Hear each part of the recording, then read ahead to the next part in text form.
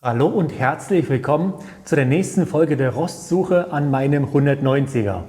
Ich habe bereits die Schwellerverkleidungen und im Frontbereich die Scheinwerfer, Blinker, Stoßstange und die Kotflügel abgebaut. Heute werde ich am Heck aktiv und anschließend werde ich mir den Zustand der Karosserie in diesem Bereich anschauen. Im ersten Schritt werde ich die Stoßstange demontieren. Die Schrauben befinden sich im Kofferraum, deshalb gehen wir jetzt da rein. Die Stoßstange hat insgesamt 6 Verschraubpunkte, 3 auf der linken und 3 auf der rechten Seite. 2 davon befinden sich unter der Rückleuchte, hinter der Kunststoffverkleidung. Da sieht man schon die erste, das ist eine Mutter, Schlüsselweite 13 mm. Gleich daneben haben wir die zweite, ebenfalls Schlüsselweite 13 mm. Und der dritte Verschraubpunkt befindet sich hier an der Seite. Eine Schraube, Schlüsselweite 10 mm. Die Beifahrerseite sieht genauso aus. Hier ist die eine Mutter, hier hinter der Verkleidung die andere da unten und da haben wir die Schraube, Schlüsselweite 10 mm. Die Stoßstange ist relativ schwer, deshalb ist es empfehlenswert, dass man sie unten abstützt. Wenn man das nicht möchte, dann muss man halt aufpassen, dass sie nicht runterfällt. Jetzt lege ich los.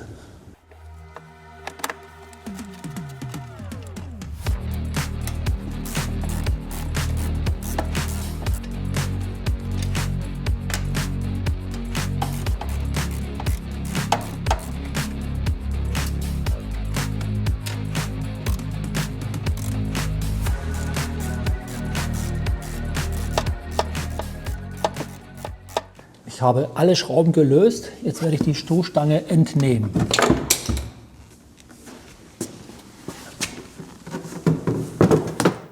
Und da sieht man schon den ersten Schaden. Der Stoßstangenhalter an der Fahrerseite ist beschädigt. Er lässt sich ganz einfach ersetzen und ist zum Glück lieferbar.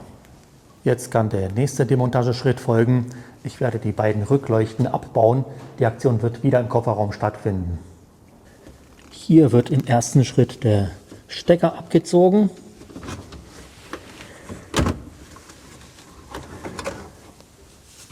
Anschließend wird die Abdeckung entriegelt und entnommen. Und dann sieht man schon die Muttern, mit denen die Rückleuchte befestigt ist. Das sind insgesamt 6 Stück, 2, 4, 6, alle Schlüsselweite 8 mm.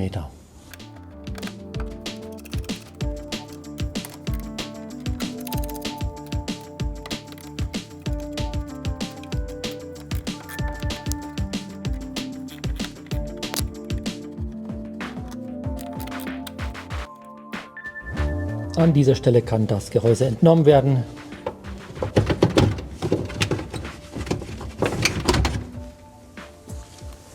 Bevor das weitergeht, noch ein kurzer Hinweis.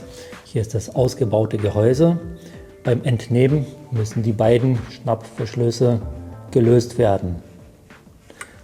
Okay, und jetzt kann der Rest von der Rückleuchte entfernt werden. Ist aber so, dass die Gummidichtung klebt. Deshalb muss man ganz vorsichtig, genau. Ja, da sieht man den ganzen Dreck. Aber ansonsten sieht die sehr gut aus. So, die andere Rückleuchte ist auch schon draußen. Es hat genauso funktioniert. Jetzt werde ich im nächsten Schritt, bevor ich mir die Karosserie anschaue, noch ganz schnell die Kofferraumverkleidungen abbauen. Als erstes werde ich das Seitenteil abbauen. Dafür muss ich in dem hinteren Bereich die Klipse lösen und anschließend kann man die Verkleidung rausnehmen.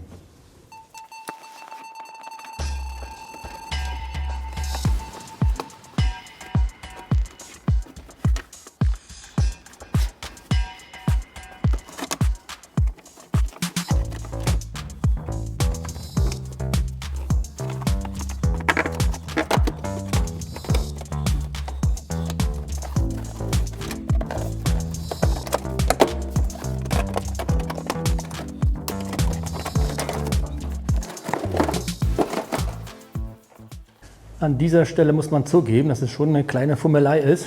Ich habe die andere Seite auch schon entfernt und jetzt im letzten Schritt werde ich noch die letzte Abdeckung entfernen. So, ganz vorsichtig.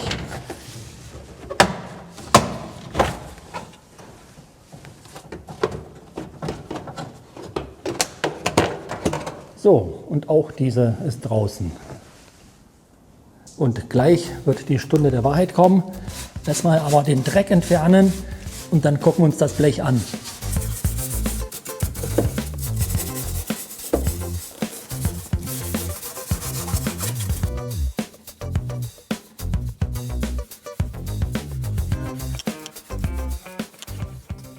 Da ich heute das meiste im Kofferraum gemacht habe, werde ich jetzt auch mit dem Kofferraum beginnen. Wir gucken uns den Kofferraum an. So sieht die Beifahrerseite aus.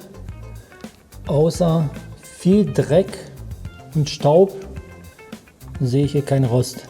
Das sieht hier richtig gut aus. Die Beifahrerseite sieht genauso gut aus, ist aber auch schmutzig. Und hier habe ich sogar noch eine Überraschung entdeckt. Das ist ein alter Schuhanzieher. Das ist erstaunlich, was man in einem Auto finden kann. Und hier in der direkten Nachbarschaft haben wir leichten Rostansatz. Das lässt sich hier ganz einfach entfernen, genauso wie in dem Bereich. Und hier noch die letzte Stelle im Kofferraum. Hier konnte ich auch keine Rostschäden entdecken. Sieht also sehr gut aus. Das war der Kofferraum. Jetzt geht es am Heck weiter.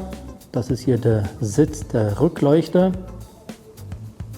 Bisschen schmutzig, aber gar kein Rost, nicht mal Rostansatz. Sieht sehr gut aus. Eine Etage tiefer. Sieht genauso gut aus.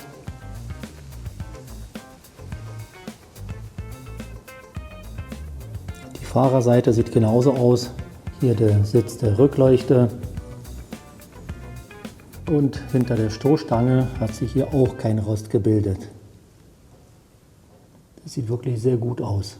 Das Einzige, was mir aufgefallen ist, das ist der leichte Karies an dem Auspuff. Das ist aber auch nicht problematisch. Also auch im Heckbereich macht der 190er einen sehr guten Eindruck. Ich habe hier zum Glück keine Rostschäden entdeckt. Das Einzige, was ich an dem gesamten Fahrzeug gefunden habe, ist eine defekte Wagenheberaufnahme. An der Stelle muss geschweißt werden, ansonsten werde ich hier rosttechnisch sehr wenig zu tun haben. Wenn dir dieses Video gefallen hat, dann werde ich mich freuen, wenn ich von dir den Daumen hoch bekomme. Ansonsten, wenn du noch erfahren möchtest, was mit dem Wagen noch passieren wird, dann abonniere meinen Kanal. In diesem Sinne, bis zum nächsten Mal.